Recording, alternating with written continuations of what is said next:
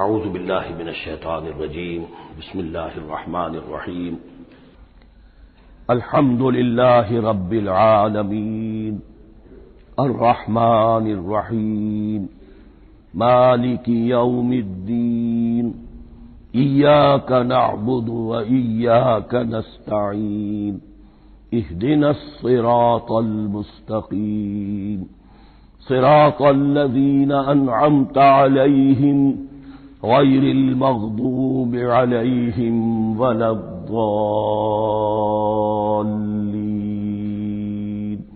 آمین۔ رب اشرح لی صدری ویسر لی امری واحلل عقدۃ من لسانی یفقہوا قولی۔ اللہم ربنا الہمنا رشدنا واعذنا من شرور انفسنا۔ اللهم أرنا الحق حقا وارزقنا اتباعه وأرنا الباطل باطلا وارزقنا اجتنابه۔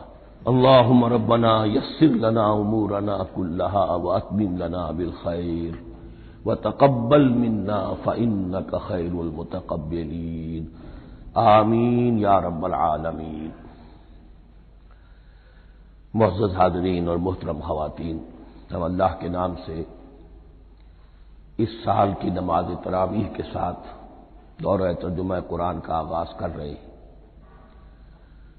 اس سے پہلے میں عرض کر چکا ہوں کہ اب میری عمر بھی کافی ہو چکی ہے، قمری حساب سے 68 برس مکمل ہو چکے ہیں، اور مختلف قسم کے عوارض بھی مجھے لاحق ہیں، اور بہت سے احباب نے اور رفقاء نے مشورہ دیا تھا کہ میں اتنا بڑا بوجھ اپنے ذمے نہ لوں، لیکن میں نے خالصتاً توکلاً علی اللہ اس کی ہمت کی، اس کا ارادہ کیا، اس کے لیے اہتمام بھی خصوصاً ہوا ہے۔ مجھے اندازہ ہے کہ اب میرے خیالات کی جو رو ہے وہ اب اتنی تیز نہیں ہے جتنی کبھی ہوا کرتی تھی۔ کراس ریفرنسز بھی جو ہیں قرآن حکیم کے وہ اتنے مستحضر نہیں ہیں جتنے کبھی ہوتے تھے، بلکہ واقعہ یہ ہے کہ میری زبان بھی بعض اوقات لڑکھڑاتی ہے، اس لیے کہ مجھے جو ادویات استعمال کرنی پڑتی ہیں ان کا اعصاب پر بھی اثر ہوتا ہے، اور جو ہمارے اعضائے رئیسہ ہیں ان پر بھی اثر ہوتا ہے۔ بہرحال ان سب کے الرغم اللہ کا نام لے کر آغاز کر رہے ہیں۔ میری انتہائی نگارش یہی ہے، تیرے نام سے ابتدا کر رہا ہوں۔ ابھی میں نے سورہ فاتحہ کی تلاوت کی اور آپ نے سماعت فرمائی۔ یہ سورہ مبارکہ مصحف کے اعتبار سے تو پہلی سورت ہے ہی، سب کو معلوم ہے، لیکن یہ بھی نوٹ کر لیجئے کہ یہ نزول کے اعتبار سے بھی سب سے پہلی مکمل سورت جو حضور پر نازل ہوئی وہ یہی ہے۔ اس سے قبل متفرق آیات نازل ہوئی، 5 آیتیں سورہ علق کے آغاز میں، کچھ آیتیں سورہ قلم یا سورہ نون کے آغاز میں، کچھ آیتیں سورہ مزمل کی ابتدا کی، کچھ آیتیں سورہ مدثر کے آغاز کی۔ 5ویں وحی تقریباً اس پر اجماع ہے کہ یہ سورۃ الفاتحہ کی ہے، اور یہ مکمل سورت ہے جو حضور پر نازل ہوئی۔ سورۃ الفاتحہ کے معنی ہوئے افتتاحی سورت، فتح یفتح کے معنی ہے کھولنا، مفتاح کنجی کو کہتے ہیں، چابی کو۔ تو یہ اوپننگ سورہ آف دی قرآن، قرآن حکیم کی افتتاحی صورت۔ ویسے جیسا کہ میں تعارف قرآن کے ضمن میں عرض کر چکا ہوں، عربوں کا یہ مزاج تھا کہ جس چیز سے انہیں خصوصی محبت ہوتی تھی اس کے بہت سے نام رکھتے تھے۔ اس کے بھی بہت سے نام ہیں۔ سورۃ الفاتحہ سب سے عام ہے، لیکن الکافیہ، الشافیہ، ام القرآن، اساس القرآن، کم سے کم یہ 4 نام تو میں سمجھتا ہوں کہ ہر مسلمان کو مزید معلوم ہونے چاہیے، اور بھی بہت سے نام۔ اس سورہ مبارکہ کی بالاتفاق و بالاجماع 7 آیتیں ہیں، اگرچہ ان کی ترتیب میں کچھ اختلاف ہے۔ ایک رائے یہ ہے، اور یہ رائے امام شافعی کی بھی ہے اور بصرہ کے جو قراء تھے ان کی بھی ہے، کہ آیت بسم اللہ بھی سورہ فاتحہ میں شامل ہے، اس کا جز ہے۔ وہ اس کو شامل کر کے پھر 7 آیتیں بناتے ہیں، تو آخری جنہیں ہم 2 آیتیں سمجھتے ہیں صراط الذین انعمت علیہم غیر المغضوب علیہم ولا الضالین، وہ ان کے نزدیک ایک آیت ہے۔ تو گویا کہ نتیجہ یہ نکلا کہ آیتوں کی تعداد 7 ہی رہتی ہے۔ امام ابو حنیفہ رحمۃ اللہ علیہ کا موقف اور کوفے کے جو قراء تھے ان کا بھی موقف یہ ہے کہ آیت بسم اللہ نہ سورہ فاتحہ کا جز ہے نہ کسی اور سورت کا جز ہے، سوائے ایک مقام پر جہاں حضرت سلیمان علیہ السلام کا خط جو ہے نقل ہوا ہے، جنہوں نے ملکہ سبا کو لکھا تھا انہ من سلیمان و انہ بسم اللہ الرحمن الرحیم، تو قرآن کے متن میں صرف اسی جگہ پر یہ آیت شامل سمجھتے ہیں، باقی یہ صرف علامت کے طور پر کہ یہاں سے ایک نئی سورت شروع ہو رہی ہے درج کی گئی ہے۔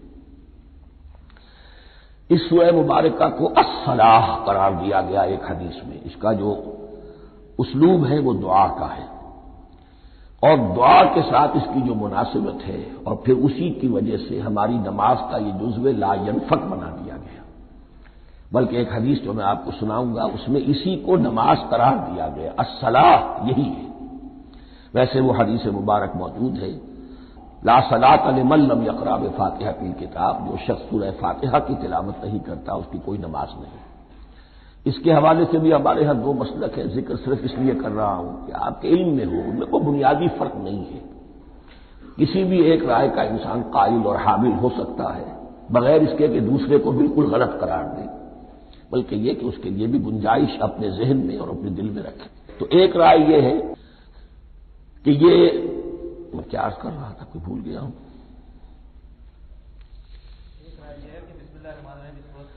جی، اور دوسری آیت یہ ہے کہ اس کا حصہ نہیں ہے، اسی اعتبار سے یہ کہ یہ سورہ مبارکہ نماز میں پڑھی جانی ضروری ہے، لا صلاۃ لمن لم یقرأ بفاتحۃ الکتاب۔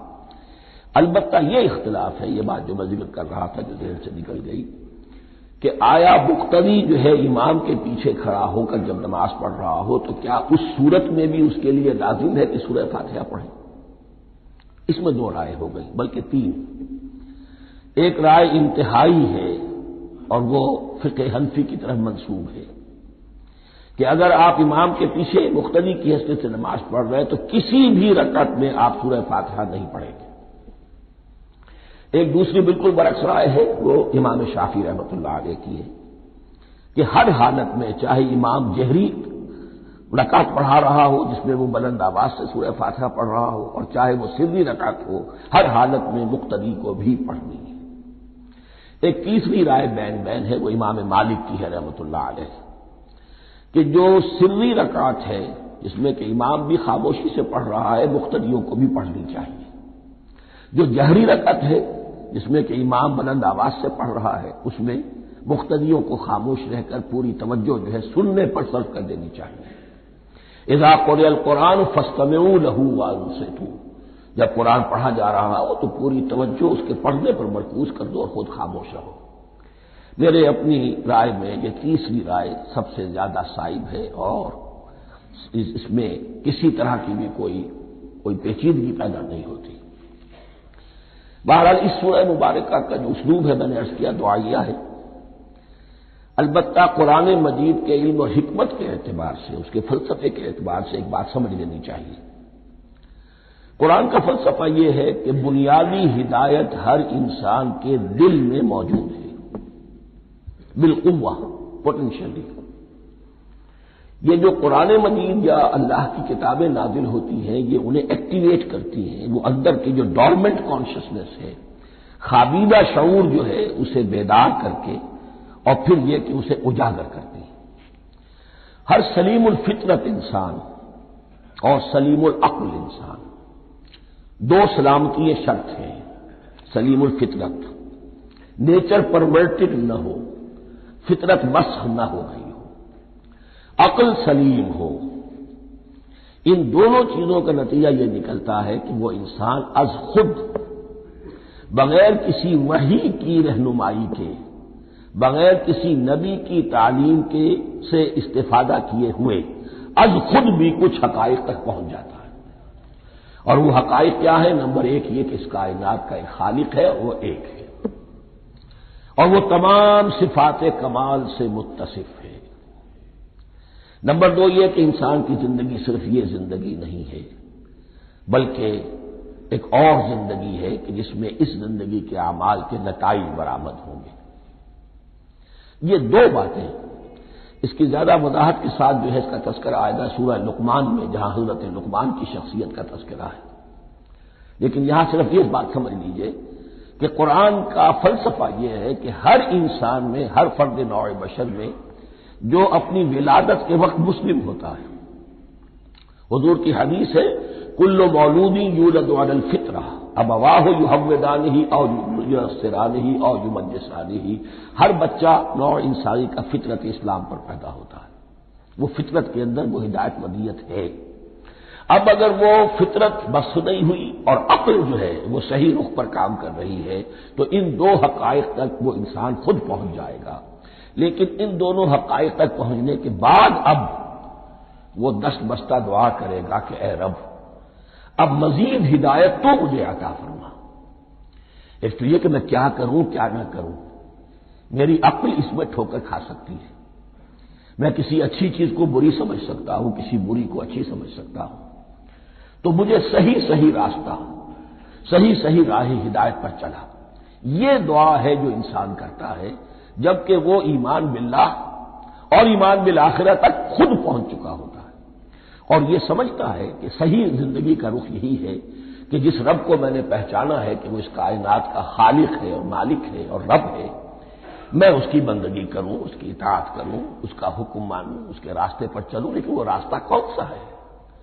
اس کے لیے پھر دست بدعا ہوتا ہے کہ پروردگار تو میری رہنمائی فرما۔ یہ مقام ہے کہ جہاں آپ سمجھ لیجئے اپنے آپ کو بھی آج اس جگہ پر تصور کرتے ہوئے پھر اس سورہ مبارکہ کو پڑھیے کہ آپ اس مقام پر اللہ کے فضل و کرم سے پہنچ چکے ہیں کہ اللہ کو آپ نے پہچان لیا اور اس کی توحید کو جان لیا، اس کی جملہ صفات کمال سے آپ واقف ہو گئے، آپ یہ بھی جان گئے کہ بڑھ کر اس کے حضور میں حاضر ہونا ہے اور وہ حساب کتاب لے گا۔ پھر آپ نے یہ عہد بھی کر لیا کہ اب زندگی گزارنی ہے اس رب کی بندگی میں، اسی کی فرما برداری میں۔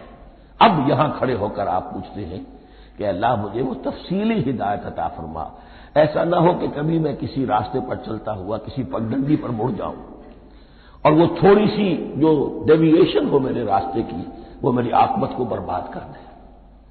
یک لحظہ غافل گشتب و صد سال راہم دور شد، اس لیے کہ ہوتا یہی ہے صیدھے راستے سے ذرا سی کوئی پگڈنڈی جو ہے تھوڑے سے اینگل پر نکلی ہے، لیکن جب چلتے جائیں گے آپ تو جتنے آگے بڑھیں گے اس پر، اس راہ صراط مستقیم سے آپ اتنے ہی زیادہ دور ہوتے چلے جائیں گے۔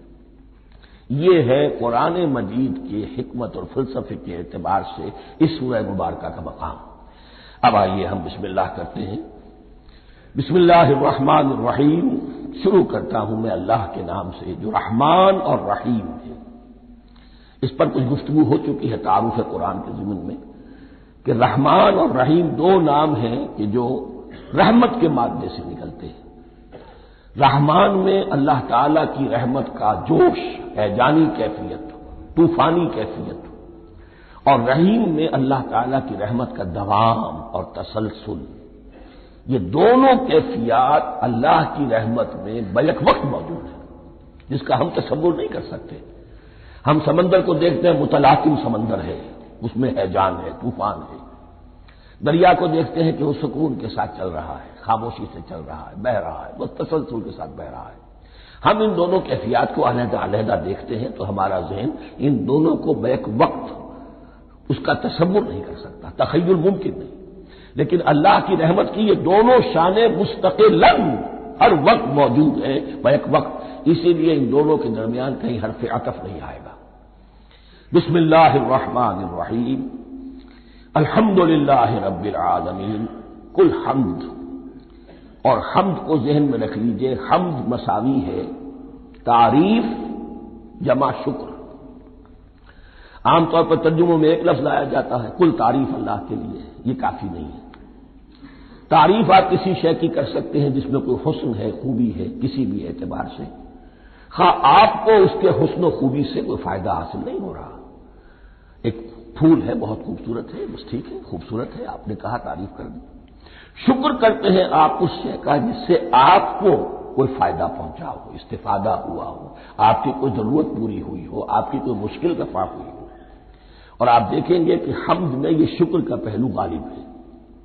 جتنی بھی دعائیں ہیں حضور سے منقول، شکر کے مقام پر وہاں حمد آتا ہے۔ بھوک لگی ہوئی تھی، کھانا کھایا، الحمدللہ الذی اطعمنی وسقانی۔ اب یہاں دیکھیے ترجمہ تعریف نہیں، شکر ہے اس اللہ کا جس نے مجھے کھلایا اور پلایا۔ آپ بیت الخلاء سے باہر آئے، نجاستیں آپ سے دور ہو گئی، طبیعت میں انشراح ہوا، الحمدللہ الذی اذھب عنی الاذی وعافانی۔ وہ شکر ہے اس اللہ کا جس نے اذیت بخش چیزیں مجھ سے دور کر دی اور مجھے عافیت بخشی۔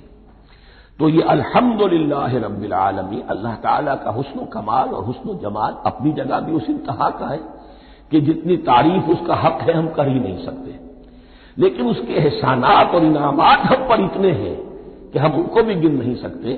لہذا ایک ہی احساء ہم نے کر دیا الف لام کے ساتھ، الحمدللہ رب العالمین۔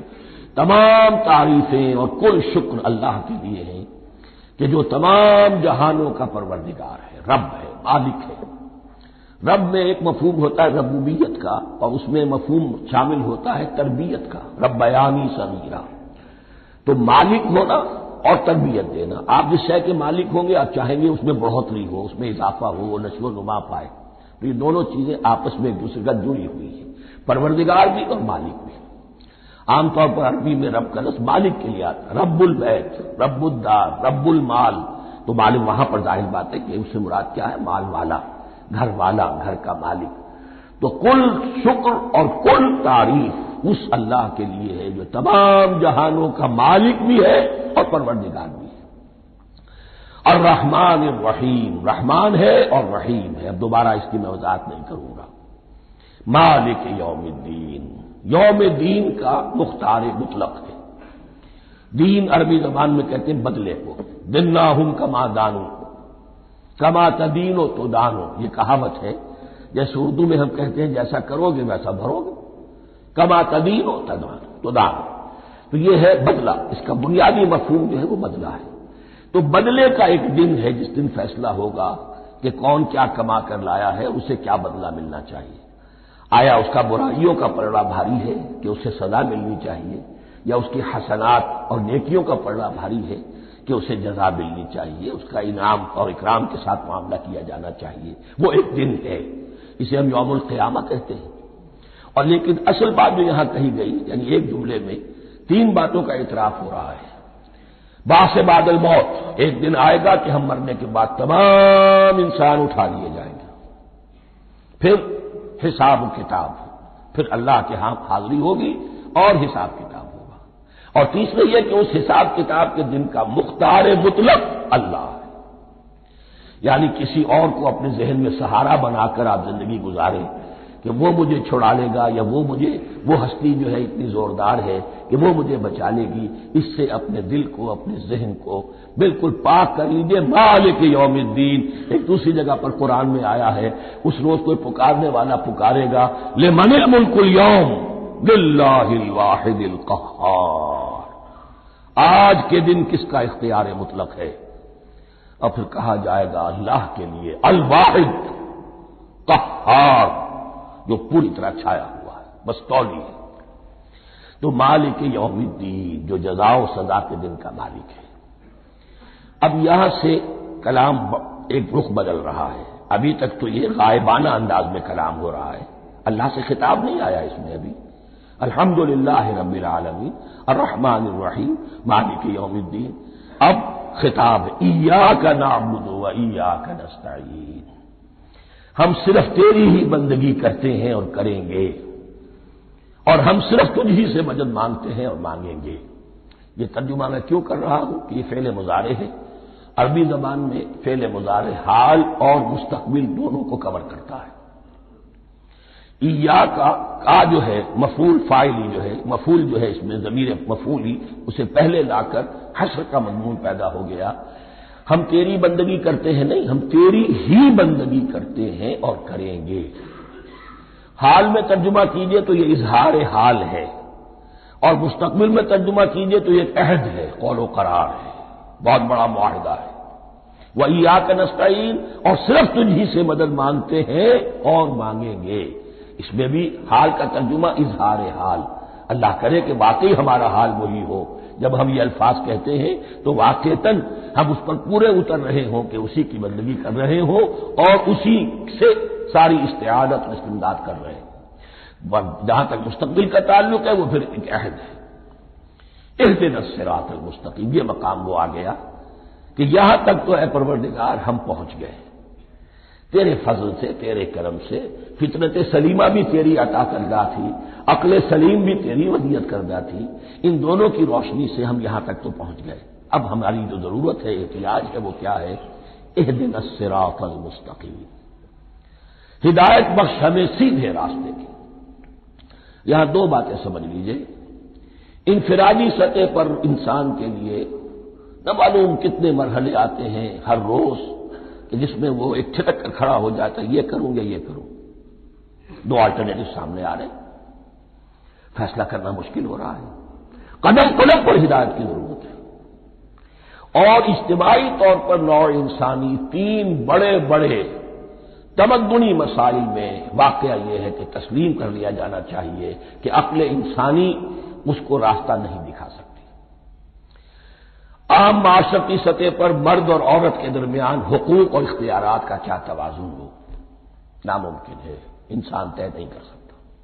انسان یا مرد ہے یا عورت ہے، عورت سوچے گی اپنے لحاظ، اپنے جذبات کا، اپنے خیالات کا لحاظ رکھے گی، مرد کے جذبات و احساسات کا اس کا کوئی تصور ہی ممکن نہیں۔ مرد سوچے گا اسے اپنے احساسات معلوم ہے، لیکن یہ کہ عورت کے احساسات سے وہ نابلد ہے، ان کو محسوس کر ہی نہیں سکتا، لا محالہ وہ اپنے بارے میں وہ جو بھی نظام بنائے گا اس میں وہ اپنی بالادستی رکھے گا۔ وہ تو ایک ہی ہستی ہو سکتی ہے کہ جو دونوں کی خالق ہے، مرد کی بھی عورت کی بھی، اور اس کو دونوں سے محبت ہے، دونوں کا خیر خواہ ہے، دونوں کا رب ہے، دونوں کو پروان چڑھانا چاہتا ہے۔ اسی طرح فرد اور معاشرہ یا ریاست، حکومت اور ریاست ہمیشہ یہ چاہتی ہے کہ سارے اختیارات ہمارے ہاتھ میں آ جائیں، ٹوٹلیٹیرین سوسائٹی ہو، بس ہم حکم دیں اور لوگ اس پر چلیں۔ افراد یہ چاہتے نہیں، ہمیں آزادی ہونی چاہیے۔ اب آپ دیکھیے کہ دنیا میں کتنے جھگڑے چلتے ہیں اسی پر، فریڈم فریڈم فریڈم۔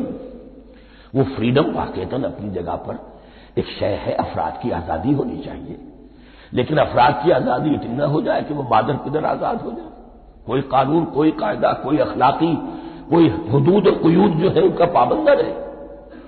تو اب کہاں ہے وہ نقطۂ اعتدال کہ جس میں انسان کی انفرادی آزادی، انفرادی اختیار اور ادھر اجتماعی مصلحتیں جو ہیں ان کو بیلنس کیا جا سکے؟ انسان طے نہیں کر سکتا، صرف اللہ ہی اس کے لیے نظام دے سکتا ہے۔ تیسرا مسئلہ ہے سرمایہ اور محنت، اس میں کیا توازن ہو؟ سرمایہ اور محنت دونوں مل کر کچھ بنا رہے ہیں، کچھ پروڈیوس کر رہے ہیں۔ اب اس میں نفع جو ہوا ہے اس میں سرمایہ کا کتنا حصہ ہونا چاہیے اور لیبر کا کتنا ہونا چاہیے، کون طے کر سکتا ہے؟ اس کے لیے بھی کہ ایسا نہ ہو کہ سرمایہ داری جو ہے آکاش بیل بن کر پورے معاشرے پر چھا جائے اور غریب بیچارہ، مزدور بیچارہ، کاشتکار بیچارہ وہ گویا کہ چکی کے دو پارٹوں میں پس کر رہ جائے، اس کی کوئی حیثیت نہ رہ جائے۔ لیکن یہ کہ دوسری طرف اگر یہ کہ مزدور کا جو حق ہے اس سے زیادہ اس کو دے دیا جائے تو سرمایہ جو ہے وہ سکڑ جائے گا، شائی ہو جائے گا، وہ پھر میدان میں نہیں آئے گا۔ کیا کیا جائے؟ کون سا نقطہ عدل و اعتدال ہے؟ یہ تین مسائل ایسے ہیں، اہدنا الصراط المستقیم۔ تو یوں سمجھیے کہ ایک جو بنیادی ہدایت تھی، ایک اللہ کو پہچان لینا، یہ جان لینا کہ کل حسن و جمال اور تمام انعام و اکرام کا منبع اس کی ذات ہے، وہ رحمان ہے اور رحیم ہے، اور یہ جان لینا کہ مرنے کے بعد جی اٹھنا ہے، حساب کتاب ہے، فیصلہ ہوگا جزا و سزا کا، اور مختار مطلق اس دن کا اللہ ہے۔ پھر یہ عہد کر لینا ایاک نعبد و ایاک نستعین۔ اس کے بعد دعا، پروردگار ہمیں ہدایت پر قائم رکھ، ہماری ہدایت میں اضافہ فرما۔ اس ہدایت کے لفظ کو سمجھ لیجئے، بنیادی ہدایت، تفصیلی ہدایت، قدم قدم پر ہدایت، ہدایت پر ہدایت۔ والذین اہتدوا زادہم ہدی، جو لوگ ہدایت کے راستے پر آتے ہیں اللہ ان کی ہدایت میں اضافہ کرتا ہے۔ تو یہ قدم قدم پر ہمیں ہدایت کی ضرورت ہے اور مرحلہ وار ضرورت ہے۔ ہدایت اس کو بھی کہتے ہیں کہ کسی نے آپ سے کوئی پتہ پوچھا، آپ نے کہا ادھر جانا، پھر دوسری گلی میں مڑنا، پھر جانا 2-3 لائٹیں چلے جانا، پھر مڑنا وغیرہ وغیرہ، یہ بھی ہدایت ہے، نظری طور پر آپ نے بتایا ہے۔ ایک ہدایت یہ ہوئی کہ بھائی میں چلتا ہوں آپ کے ساتھ، میں آپ کو وہاں تک پہنچا دوں گا تاکہ آپ کو دقت نہ ہو، آپ نے منزل تک پہنچا دیا۔ ان دونوں کے درمیان، یہ تو میں نے ایک فرد کی مثال دی ہے، اللہ اور بندے کے درمیان نہ معلوم کتنے مراحل ہیں ہدایت کے۔ تو کسی وقت بھی انسان اپنے آپ کو ہدایت خداوندی سے مستغنا نہیں سمجھ سکتا، اور نہیں تو پروردگار جو ہدایت دی ہے اس کو ہدایت پر قائم رکھ۔ کیا پتہ شیطان کا کوئی حملہ، کیا پتہ ہمارے نفس کی کوئی شرارت کسی ایسے رخ پر ہمیں ڈال دے کہ اب تک کی ساری کمائی بھی ضائع ہو جائے۔ لہذا یہ نہ سمجھیے کہ جب یہ ساری چیزیں ان کو معلوم تھی، وہ ان چیزوں کا تو اقرار کر رہے تو اب ہدایت کون سی مانگ رہے ہیں؟ تو ہدایت کا تو بڑا میدان کھلا ہوا ہے، اور اس ہدایت کی وہ جو میں نے آخری شکل آپ کو بتائی ہے کہ منزل مقصود تک پہنچا دے، یہ ہدایت بھی قرآن مجید میں اس معنی میں بھی لفظ آیا ہے کہ اہل جنت جب جنت میں داخل ہوں گے تو جو ترانہ حمد ان کی زبان پر اس وقت ہوگا وہ کیا ہے؟ الحمدللہ الذی ہدانا لہذا وما کنا لنہتدی لولا ان ہدانا اللہ۔ کل شکر اللہ کا جس نے ہمیں یہاں تک پہنچا دیا، ہدایت دی جہاں تک پہنچا دیا، اور ہم ہرگز نہ پہنچ پاتے، ہم ہرگز ہدایت یافتہ نہ ہو سکتے اگر اللہ ہی ہمیں ہدایت نہ دیتا۔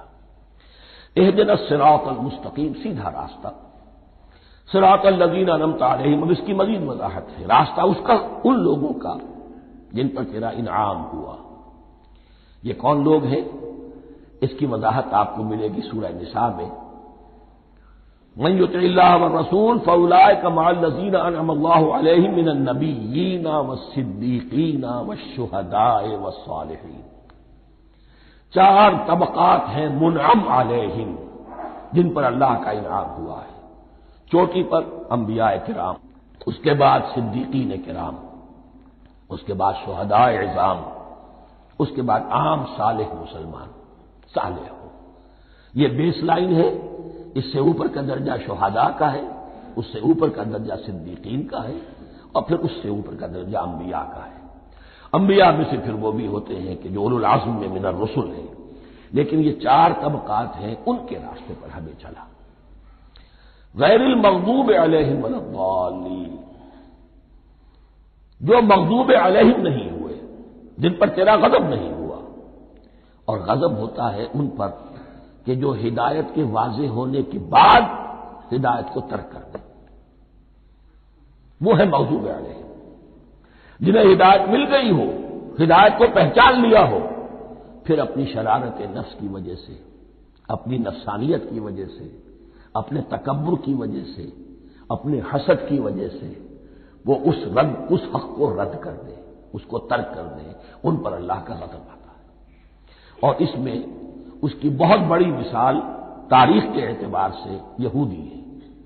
اللہ نے انہیں ہدایت دی، کتابیں عطا کی، تورات، انجیل، زبور، سینکڑوں نبی ان میں مبعوث کیے، 1400 برس تک نبوت کا تار ٹوٹا ہی نہیں، مسلسل۔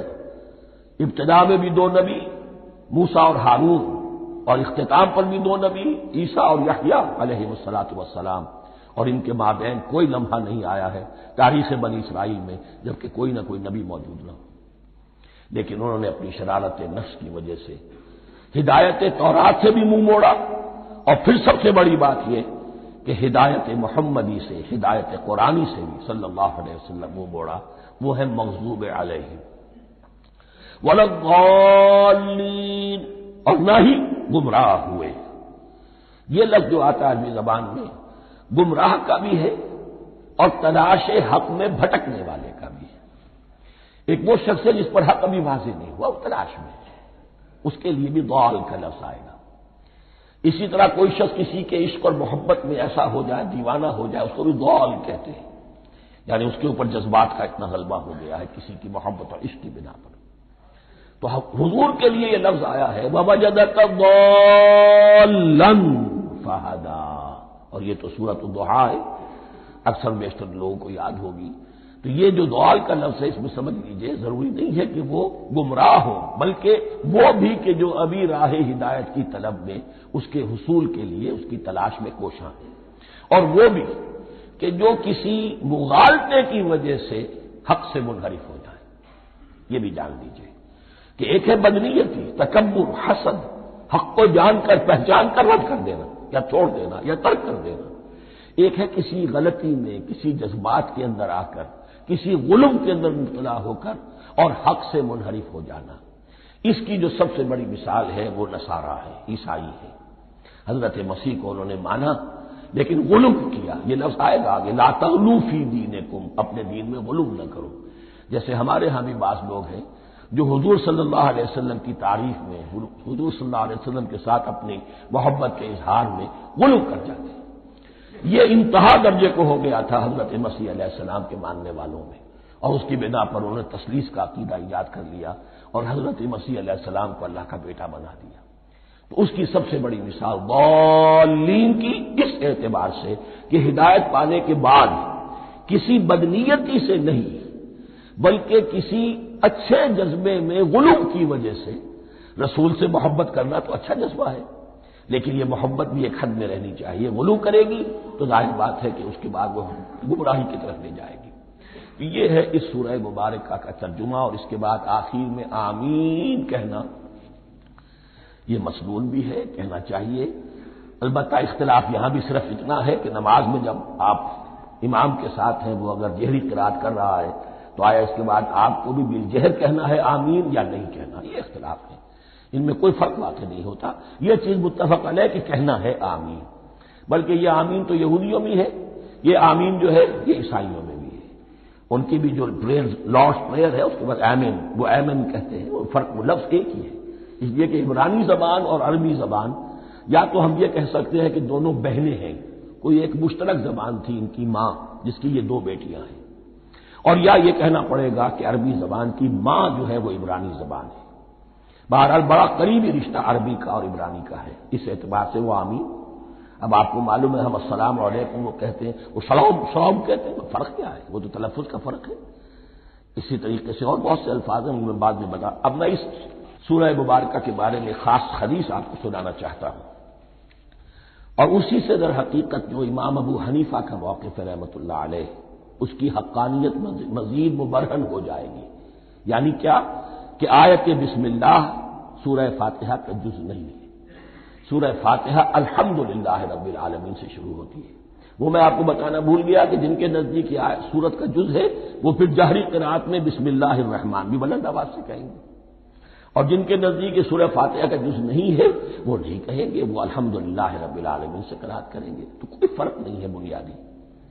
یہ حدیث جو ہے یہ مسلم شریف میں ہے اور حدیث قدسی ہے، اس کے راوی حضرت ابو ہریرہ ہے رضی اللہ تعالی عنہ، اور اس حدیث نے اس صورت کے مضامین کا نہایت عمدہ تجزیہ کر دیا ہے۔ حدیث کے الفاظ سن لیجئے، قسمت الصلاۃ بینی و بین عبدی نصفین۔ اللہ تعالیٰ فرما رہے ہیں، حدیث قدسی ہے، میں نے نماز کو، صلاۃ کو اپنے اور اپنے بندے کے درمیان آدھا آدھا تقسیم کر لیا، فنصفھا لی ونصفھا لعبدی، اس کا نصف جو ہے وہ میرے لیے ہے اور نصف جو ہے وہ میرے بندے کے لیے ہے، ولعبدی ما شاء، اور جو میرے بندے نے مانگا میں اسے دوں گا، میرا وعدہ ہے یا میں نے اسے دیا۔ اس کے بعد اس کی تفصیل آتی ہے، اذا قال العبد، جب بندہ کہتا ہے الحمدللہ رب العالمین، قال اللہ حمدنی عبدی، جب بندہ کہتا ہے الحمدللہ رب العالمین، اللہ فرماتا ہے میرے بندے نے میری حمد کی۔ وَإِذَا قَالَ الرَّحْمَٰنُ الرَّحِيمُ قَالَ اللَّهُ اثْنَىٰ عَلَيَّ عَبْدِي، جب بندہ کہتا ہے الرحمن الرحیم، اللہ فرماتا ہے میرے بندے نے میری ثنا کی۔ وَإِذَا قَالَ مَالِكِ يَوْمِ الدِّينِ قَالَ اللَّهُ تَعَالَىٰ مَجَّدَنِي عَبْدِي، میرے بندے نے میری تمجید بیان کی، میری بزرگی بیان کی۔ اب یہ تین آیتیں ہو گئی، تینوں میں اللہ کی حمد ہے، ثنا ہے، تمجید ہے، یہ تین آیتیں خالص اللہ کے لیے ہو گئی۔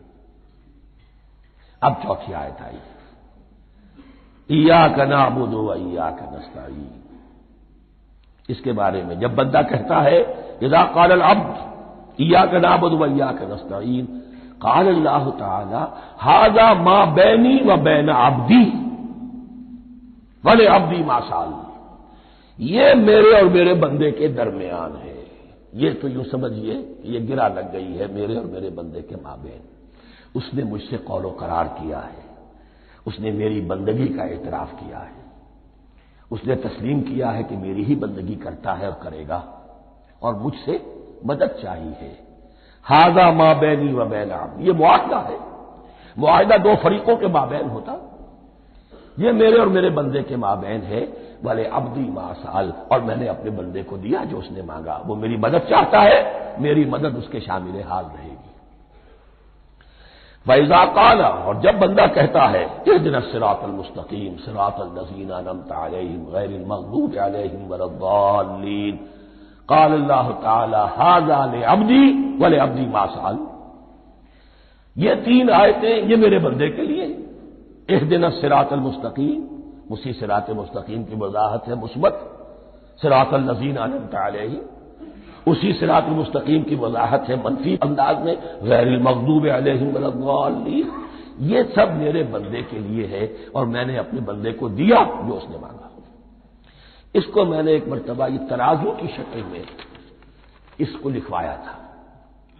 دیکھیے یہ ایاک نعبد و ایاک نستعین، یہ ہے وہ ترازی کی وہ ڈنڈ، واو جو ہے ایاک نعبد و ایاک نستعین، واو جو ہے گویا کہ وہ مٹھ ہے جس سے کہ ترازو کو پکڑا جاتا ہے۔ ادھر ایک پلڑا ہے جس کی تین آیتیں ہیں، الحمدللہ رب العالمین الرحمن الرحیم مالک یوم الدین، اس کا نتیجہ کیا نکلا؟ ایاک نعبد۔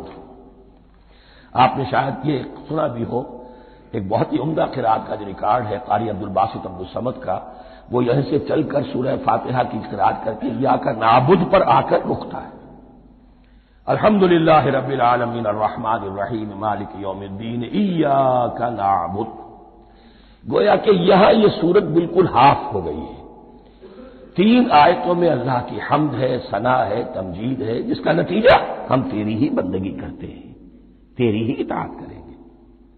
لیکن اب اس کے بعد سوال ایاک نستعین، اسی کی جو استعانت کیا درکار ہے ہمیں؟ ہدایت، ہدایت سب سے بڑی استعانت ہے، ہدایت ہی تو سب سے بڑی مدد ہے۔ اهدنا الصراط المستقیم صراط الذین انعمت علیہم غیر المغضوب علیہم ولا الضالین، یہ ایاک نستعین کے حکم کے ساتھ یہ تین آیتیں آ گئیں، اهدنا الصراط المستقیم صراط الذین انعمت علیہم غیر المغضوب علیہم ولا الضالین، قسمت الصلاة بینی و بین عبدی نصفین فنصفها لی ونصفها لعبدی ولعبدی ما سأل۔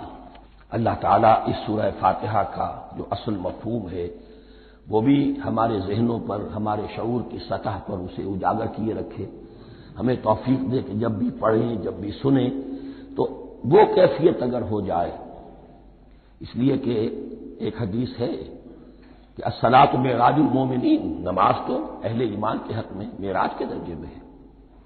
اس حوالے سے ہم یہ سمجھ سکتے ہیں کہ کوئی وقت ایسا آ سکتا ہے کہ انسان کو واقعتاً، روح انسانی واقعتاً اللہ کے یہ جواب سنے، انہونی بات نہیں ہے۔ ہوتا ہے خطاب آخر، اٹھتا ہے حجاب آخر، کرتے ہیں خطاب آخر، یہ تو ہوتا ہے۔ مخاطبہ الہی ہے تو میں نے عرض کیا کہ ثابت ہے، مخاطبہ، محادث اور تحدیث اللہ بندوں سے کلام کرتا ہے۔ بارک اللہ لی ولکم فی القرآن العظیم ونفعنی وإیاکم بالآیات والذکر الحکیم۔